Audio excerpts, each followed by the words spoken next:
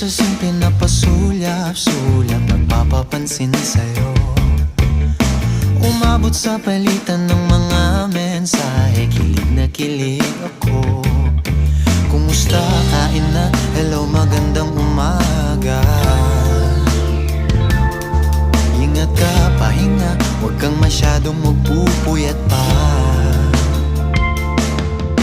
Naramdaman ng puso na dahan-dahan akong nahuhulog sa'yo.